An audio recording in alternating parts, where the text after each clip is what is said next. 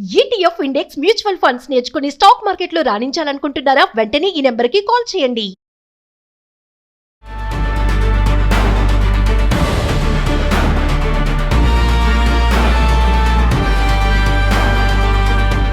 నమస్తే, welcome to Suman TV. Present మనతో పాటు ఉన్నారు అనలిస్ట్ మందకృష్ణారెడ్డి గారు. నమస్తే సార్. నమస్తే అమ్మా.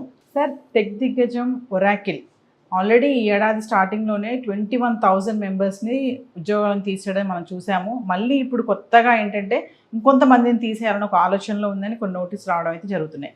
మరి ఒక్కసారి మళ్ళీ ఎందుకు ఒక పక్కన చూస్తే ఆర్టిఫిషియల్ ఇంటెలిజెన్స్ వల్ల ఉద్యోగాలు మళ్ళీ వస్తున్నాయని కొంతమంది అంటున్నారు. ఎవరైతే తీసేసామో వాళ్ళు మళ్ళీ రిక్రూట్మెంట్ చేసుకుంటున్నామని కొన్ని వార్తలు చూస్తున్నాం. మరి ఇప్పుడు ఈ ఒరాకిల్ మళ్ళీ తీసే క్రమంలో ఎందుకు ఉంది అని అంటే ఏం జరుగుతుంది అంటే? టెక్ కంపెనీలు చేస్తున్న పని ఏమిటంటే ఏఐ టూల్స్ని క్రమంగా పెంచుకుంటూ పోవడానికి ప్రయత్నం చేస్తున్నాయి. ఏఐ టూల్స్ చాలా కాస్ట్లీ. ఒక సంవత్సరం పాటు ఏఐ టూల్ని ఉపయోగించాలంటే వేల మంది ఎంప్లాయీస్ మీద పెట్టేటువంటి జీతభత్యాలకు ఈక్వల్గా అయ్యే పరిస్థితి ఏర్పడుతుంది. అసలు ఏఐ టూల్స్ని ఎందుకు పెడుతున్నారు? ఇప్పుడు ఉద్యోగులు చేస్తున్న పనిని ఇంకా వేగవంతంగా చేయడానికి. వేగవంతంగా చేయడం వల్ల ఏంటి? క్లయింట్ను తొందరగా సాటిస్ఫై చేయడం, ప్రొడక్షన్ త్వరగా రావడం, తర్వాత క్వాలిటీ ఖచ్చితంగా ఉండేట్టు చూసుకోవడం, తప్పులు లేకుండా ఉండేట్టు చూసుకోవడం, మోర్ ఎఫిషియన్సీ అనేటువంటి ప్రదర్శిస్తూ మోర్ స్పీడ్ అనేది దీంట్లో కలుగుతుంది. దానివల్ల క్లయింట్స్ పెరుగుతారు, ఉన్న క్లయింట్స్ సాటిస్ఫాక్షన్ పెరుగుతుంది. క్లయింట్స్ దగ్గర ఎక్కువ డిమాండ్ చేయడానికి కూడా అవకాశం ఉంటుంది. ఎప్పుడైతే సాటిస్ఫాక్టరీగా స్పీడ్గా మనం వాళ్ళకి కావాల్సినటువంటి సర్వీసెస్ ఇస్తామో, మేము ఏఐ టూల్స్ని ఉపయోగించి ఇది ఇవ్వగలిగాం కాబట్టి మాకు కొంత ఖర్చు ఎక్కువ పెరుగుతుంది కాబట్టి కొంత ఇవ్వమని కూడా వాళ్ళ నుంచి అడగడానికి అవకాశం ఉంటుంది. ఇలాగా తన బిజినెస్ ప్రణాళికను విస్తరించుకోవడానికి వీలుగా టెక్ కంపెనీస్ ఏఐ టూల్స్ని ఎక్కువగా తీసుకుంటున్నాయి. మరి ఏఐ టూల్స్ను తీసుకున్నప్పుడు అంతకుముందు ఉన్నటువంటి ఎంప్లాయీస్ చేసే పనినే ఏఐ టూల్స్ చేస్తున్నాయి కాబట్టి ఆ ఎంప్లాయీ యొక్క అవసరం ఉందా అని క్వశ్చన్ వేసుకున్నప్పుడు ఆల్మోస్ట్ ఆ ఎంప్లాయీస్ యొక్క అవసరం లేదు.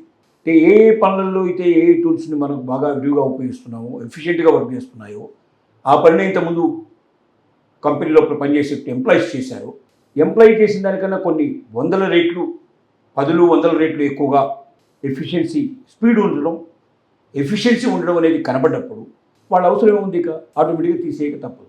ఎందుకంటే దీని దాన్ని రెండింటి భరించగలిగే శక్తి ఉండవు.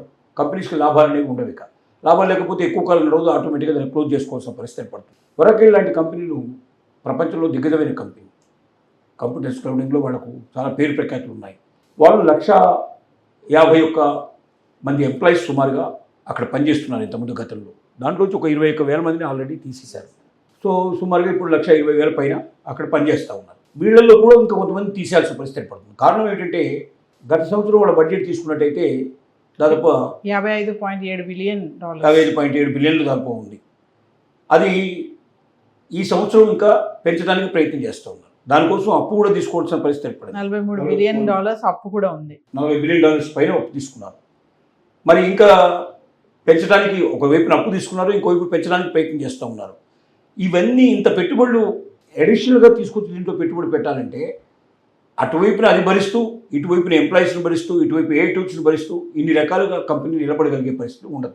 కాబట్టి ప్రత్యామ్నాయంగా ఏఐ టూల్స్ కోసం చేసే ఖర్చు కానీ, తెచ్చినట్టు అప్పుకు వడ్డీ కట్టడం కానీ, ఇలాంటి వాటిని దృష్టిలో పెట్టుకొని ఎంప్లాయీస్ని వీలైనంత వరకు తీసేయడానికి ప్రయత్నాలు జరుగుతున్నాయి. ఇప్పుడున్న వాళ్ళల్లో కూడా ఇంకా కొంతమంది కోత విధించబడవచ్చని, అది కూడా సుమారుగా 21 లక్షలు 21,000 మంది ఉండడానికి పాసిబిలిటీస్ ఉన్నాయని కూడా వార్తలు వినబడుతున్నాయి. ఇది ఒక్క ఒరాకిల్ యొక్క పరిస్థితే కాదు. అన్ని టెక్ కంపెనీలు ఏదైతే పేరు ప్రఖ్యాతులు వహించిన టెక్ కంపెనీలు ఉన్నాయో, ఎవరైతే ఏఐ టూల్స్ వైపు మళ్ళారో, ఏఐ టూల్స్ ప్రాముఖ్యత ఇచ్చి ఏఐ టూల్స్ను తీసుకుంటున్నారో వాళ్ళు అనివార్యంగా ఎంప్లాయీస్ని తీసేయాల్సిన పరిస్థితి ఏర్పడుతుంది. అంటే కొంతకాలం పోయిన తర్వాత ఇలాగా స్లోగా వెళ్ళి చివరికి అసలు టెక్ కంపెనీలో పనిచేసే ఐటీ ఎంప్లాయీస్ యొక్క అవసరమే లేకుండా ఏఐ టూల్స్ లోపల ప్రావీణ్యత సంపాదించినటువంటి నైపుణ్యం ఉండేటువంటి వ్యక్తులను మాత్రమే తీసుకునే పరిస్థితి ఏర్పడుతుంది. కాబట్టి ఐటీ కంపెనీలో ప్రస్తుతం పనిచేస్తున్న వాళ్ళందరూ కూడా ఏఐ టూల్స్ మీద ప్రావీణ్యత పొందడానికి ప్రయత్నం చేస్తున్నారు. ఎవరైతే దాంట్లో సక్సెస్ అవుతారో, ఏఐ టూల్స్ యొక్క పని విధానం వేరు, ఐటీ కంపెనీ యొక్క పని విధానం వేరు. అంటే టోటల్గా తను మార్చుకోవాలి. ఇప్పటిదాకా ఏళ్ల తరబడి చేసినటువంటి పనికి భిన్నమైన ఒక పనిలోకి అలవాటు పడడానికి ప్రయత్నం చేయాలి. అది అందరి వల్ల కాదు. కొన్ని మైండ్ సెట్ ఎట్లా ఉంటాయంటే ఆ పనికి అలవాటు పడ్డారో అదే జీవితం అయిపోతుంది. మళ్ళీ కొత్తగా నేర్చుకొని మళ్ళీ కొత్తగా దాంట్లో డెవలప్ అయ్యే పరిస్థితి, అంత ముందుకు చుచ్చుకొని పోవాలంటే అందరికీ సాధ్యం కాదు, కొంతమందికే సాధ్యం అవుతుంది. ఎవరికైతే సాధ్యం అవుతుందో, ఎవరైతే ఏ టూల్స్ వైపు తన ప్రయాణం మొదలుపెట్టారో, దాంట్లో నైపుణ్యం సాధించారో అలాంటి వ్యక్తులకి అక్కడ అవకాశం కల్పించాలి. లేని వాళ్ళని మెల్లమెల్లగా స్టేజ్ బై స్టేజ్ తీసేసుకుంటూ పోవడం. అంటే ఏఐ టూల్స్ని ఎంత విస్తరిస్తూ ఉంటారో, దాన్ని ఎంతైతే అప్గ్రేడ్ చేస్తూ పోతుంటారో, ఇక్కడ ఎంప్లాయీస్లో కూడా ఆ రకంగా ఫస్ట్ స్టేజ్లో వీళ్ళు, సెకండ్ స్టేజ్లో వీళ్ళు, థర్డ్ స్టేజ్లో వీళ్ళు, అలా ఎంతో కొంత ప్రావీణ్యత నైపుణ్యం ఉండేటువంటి వాళ్ళని కూడా తీసే పరిస్థితి ఏర్పడుతుంది. ఒకనాటికి టాప్ మోస్ట్ పీపుల్ కూడా వెళ్ళిపోవాల్సిన పరిస్థితులు ఏర్పడుతుంది. అంటే అది అప్పుడే వాడు కూడా అర్థమైపోతుంది. కాబట్టి నేర్చుకోగలిగితే నువ్వు ఏఐ టూల్స్ నేర్చుకో, నువ్వు శాశ్వతంగా ఇక్కడ ఉండే ప్రయత్నం చెయ్యి, లేకపోతే నువ్వు నిష్క్రమించు అని చెప్పినట్టు అవుతుంది. ఇది ఒరకిలే కాకుండా దేశంలో ఉండే అన్ని కంపెనీలు ఈ రకంగానే పాటవుతున్నాయి. దీనిలో పెట్టుబడులు చూసుకున్నా, ఖర్చులు చూసుకున్నా, గత సంవత్సరం కన్నా ఈ సంవత్సరం బాగా పెరిగినట్టు ఒరకిలు క్లియర్ చేస్తుంది.